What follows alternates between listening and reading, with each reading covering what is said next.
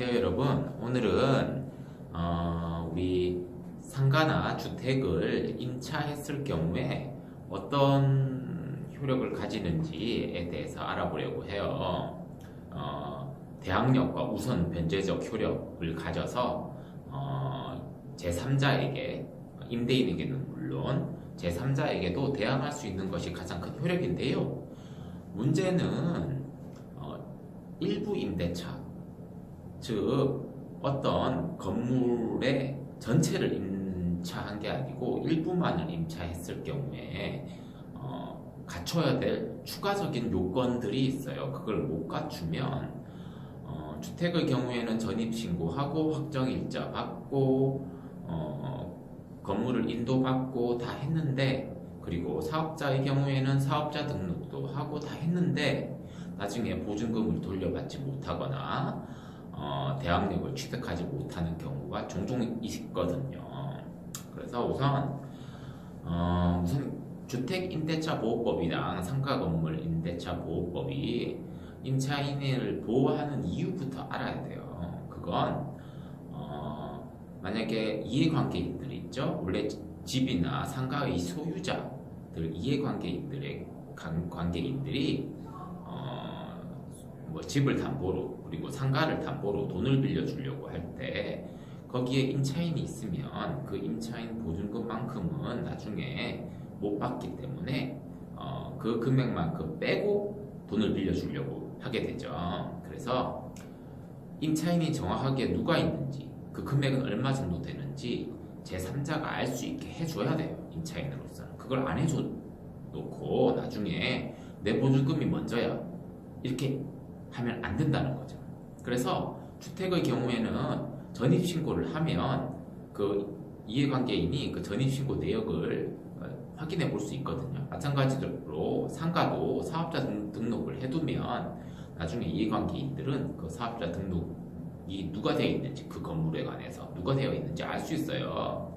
근데 주소를 똑바로 기재해서 전입신고를 하고 사업자 등록을 해야 되겠죠. 예를 들어 볼까요? 주소가 틀리면 만약에 서울 종로구 종로 1가 1번지 건물에 건물을 담보로 잡고 돈을 주려고 하는 사람이 있다고 생각해 보세요. 그 사람이 그 주소로 임차인이 누가 있는지 확인해 봤더니 아무도 없어요.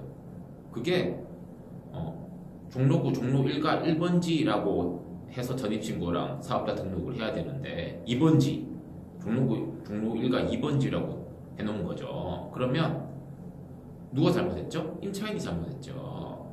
그럴 경우에는 임차인이 보호를 받지 못한다는 거예요. 너무나 당연한 것 같은데, 근데 이게 약간 애매한 경우들이 있어요. 집합 건물을 예로 들어볼까요? 만약에 10층짜리 건물이 있다고 예를 들어봐요. 그 중에 1층 따로, 2층 따로, 3층 따로 각 층별로 별도로 구분 소유 등기가 되어 있다고 해봐요. 그러면 각 층별로 별개의 부동산이에요. 그러면 내가 1층을 임차하고 있으면 전입신고랑 사업자 등록할 때 딱 종로구 종로 1가 1번지 1층 이렇게 기재를 해야지 2층이라고 기재하면 안 되는 거죠. 또는 층수를 아예 기재하지 않고 종로구 종로 1가 1번지라고만 기재하는 경우들이 있어요. 그러나 그것은 적정한 공시 방법이 될 수 없어요. 이해관계인들이 확인할 수 있는 방법이 없어요. 이해관계인은 종로 1가 1번지 1층을 담보로 돈을 빌려줄 건데 거기를 그 주소로 조회를 해서 임차인이 누구야 있는지 조회해봤더니 아무도 없는 거예요. 임차인이 2층이라고 했거나 또는 그냥 종로 1가 1번지라고만 해놓으면 종로 1가 1번지 1층으로 조회해봤을 때 그 임차인이 나오지 않아요. 그러면 돈을 빌려준 사람은 보증금을 먼저 지급해줘야 될 사람이 없네? 나는 그러면 이 건물의 가치에 육박하는 금액을 다 빌려줘도 괜찮겠다. 나중에 다 돌려받을 수 있겠다. 이렇게 생각하고 돈을 빌려주기 때문에 이 부분을 잘 해야 돼요. 자, 그럼 다르게 해볼게요. 1층도 또 10개로 나뉘어져 있는 경우를 가정해 볼게요. 1층 101호, 102호, 103호, 104호, 106호 이렇게 돼 있어요. 그럼 정확하게 전입신고하고 사업자 등록할 때 101호 이렇게 적어야죠. 102호라고 적으면 안 되죠. 아니 또는 그냥 1층 이렇게 적어요. 종로 1가 1번지라고만 적으면 안 된다는 거예요. 무슨 말인지 아시겠죠? 자, 이거는 이제 확실히 아셔서 근데 이렇게 알려드려도 실수하시는 분들이 종종 계세요. 그런데 더 힘든 문제가 있어요. 일부 임대차의 경우에 그걸 설명하기 전에 만약에 건물이 10층짜리 건물인데 구분 소유 등기가 되어 있지 않고 그냥 등기부 한 개만 딱 있는 건물도 있어요. 그럴 경우에는 건물 전체를 임차했으면 당연히 종로구 종로 1가 1번지라고만 기재해서 전입신고랑 사업자 등록하면 되겠죠. 근데 1층만 임차했을 때 어떻게 해야 될까요? 종로구 종로 1가 1번지 등기부는 종로구 종로 1가 1번지밖에 없어요. 1층 따로 2층 따로 없어요. 그러면 나는 똑바로 한 거 아닌가? 라고 생각할 수 있죠. 근데 이 경우는 일부 임대차예요. 전체를 등기부 등본의 기재와 동일한 건물의 전체를 임차한 게 아니고 일부만 임차를 한 거죠. 그럴 때는 어떻게 해야 되는가? 특히 사업자의 경우에 문제가 돼요.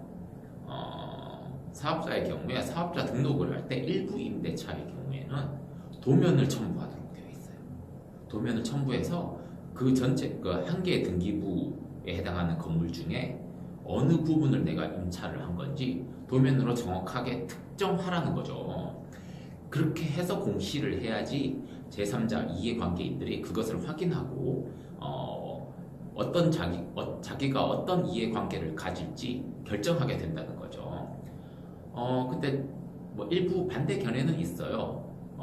일부 임대차의 경우에 도면을 첨부해서 자신의 임차 부분을 특정하지 않더라도 등기부 등본의 주소지와 동일한 주소지에 자신과 같은 임차인이 존재한다는 사실은 공시되지 않냐. 그 부분 중에 정확하게 어떤 부분이 임대차의 목적물로 제공되는지는 공시가 되지 못하지만 적어도 거기에 임차인이 있다는 사실은 공시되지 않냐라고 하면서 비판하는 견해도 있어요. 그러나 대법원이 이걸 받아들이고 있지 않아요. 대법원은 도면을 첨부해서 자신의 임차 부분을 정확하게 특정해야 되고 특정하지 않으면 제3자에게 대항할 수 없다고 해요. 대법원의 논리도 일리는 있어요. 임차인의 존재는 확인이 되겠지만 그 사람이 어느 부분을 임차하고 있는지도 정확하게 모르고 그 이해관계인 특히나 전체가 아니고 일부 임대차라면 그게 일부 임대차인지 전체 임대차인지도 확인할 수 없고 그러면 일부 임대차의 경우에는 보증금의 액수가 적을 것이고 전체 임대차의 경우에는 보증금의 액수가 많은 것인데 그거를 어떻게 권리관계를 형성할지 얼마만큼을 자신이 보증금을 먼저 변제해야 될지를 가늠할 수 없게 만든다는 거죠. 법이 상가건물임대차보호법, 주택임대차보호법이 사실상 채권에 불과한 채권은 별 힘이 없어요. 대세적 효력과 제3자적 효력이 없어요. 채무자인 임대인에 대해서만 대인적 효력만 있을 뿐인 채권에 불과한 임차권에 사실상 전세권과 같은 물권적 효력을 대세적 효력, 제3자적 효력까지 가지는 물권적 효력을 부여하고 있기 때문에 그 요건 충족을 대법원이 다소 엄격하게 판단하고 있는 것 같아요. 뭐 다른 부분에서는 이제 임차인들이 보통 약자다 보니까 임차인을 보호해주기도 하는데 요 일부 임대차의 경우에 특히 상가 건물의 일부 임대차의 경우에는 대법원이 현재로서는 나중에는 대법원 판례가 변경될 수도 있겠지만 현재로서는 아주 엄격하게 도면 첨부해서 정확하게 임대차 목적물의 범위를 특정하도록 하고 있으니 이 부분 주의하시기 바랍니다. 오늘 여기까지입니다. 감사합니다. 이승훈 변호사였습니다.